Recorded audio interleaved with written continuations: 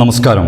കോഴിക്കോട് താമരശ്ശേരി അമ്പായത്തോട് ഇറച്ചിപ്പാറ കോഴി അറവ് മാലിന്യ സംസ്കരണ പ്ലാന്റ് ഫ്രഷ് കട്ടിനെതിരെ സംയുക്ത ജനകീയ സമര സമിതി ഇന്നലെ രാവിലെ ആരംഭിച്ച റോഡ് ഉപരോധം വൻ സംഘർഷത്തിൽ കലാശിച്ചു.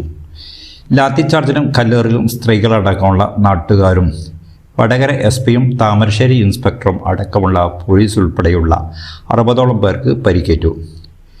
സമരക്കാരെ പിരിച്ചുവിടാനായി പോലീസ് പലതവണ കണ്ണീർവാതകം പ്രയോഗിക്കുകയും ഗ്രനേഡ് പൊട്ടിക്കുകയും ചെയ്തു. പ്ലാന്റിനും അവിടെയുണ്ടായിരുന്ന വാഹനത്തിനും സമരക്കാർ തീയിട്ടു. Rural SP E K. Baiju, Thamarassery inspector S U. Sayuj Kumar ഉൾപ്പെടെ 19 പോലീസുകാരും 30ഓളം സമരസമിതി പ്രവർത്തകരും പരിക്കേറ്റവരിൽ ഉൾപ്പെടും. 1.5 മണിക്കൂറോളം സംഘർഷം നീണ്ടുനിന്നു. സംഭവങ്ങളുമായി ബന്ധപ്പെട്ട് രാത്രി വൈകി മേഖലയിലെ പോലീസ് ആളുകളെ കസ്റ്റഡിയിലെടുത്തു. ഇന്നലെ രാവിലെ 6 മുതൽ വൈകിട്ട് 6 വരെ താമരശ്ശേരിയിൽ ഹർത്താലിന് ജനകീയ സമരസമിതി ആഹ്വാനം ചെയ്തു. സ്ത്രീകളും കുട്ടികളും അടക്കം നൂറുകണക്കിന് സമരസമിതി പ്രവർത്തകരെ ഇന്നലെ രാവിലെ ആരംഭിച്ച ഉപരോധം വൈകിട്ട് 4:30യോടെയാണ് സംഘർഷത്തിലേക്ക് നീങ്ങിയത്. മാലിന്യവുമായി വന്ന വാഹനം പോലീസ് കാവലിൽ പ്ലാന്റിലേക്ക് കടത്താൻ ശ്രമിച്ചതാണ് പ്രകോപനം.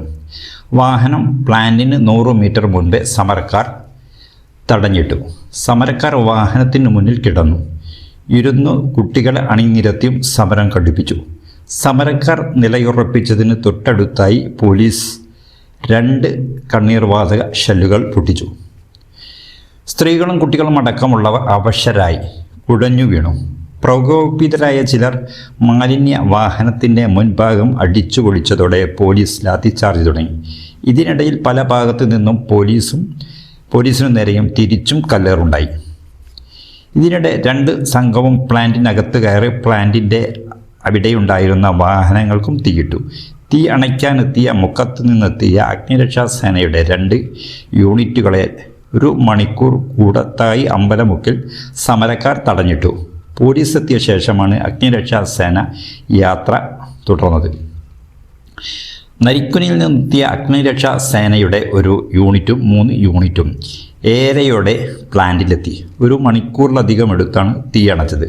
ഫ്രഷ് കട്ട് മാലിന്യ സംസ്കരണ പ്ലാന്റിൽ നിന്ന് വമിക്കുന്ന ദുർഗന്ധം ഇരുതുള്ളിപ്പുഴ മലിനീകരണത്തിനെതിരെ 5 വർഷത്തിലേറെയായി നാട്ടുകാർ സമരത്തിലാണ്.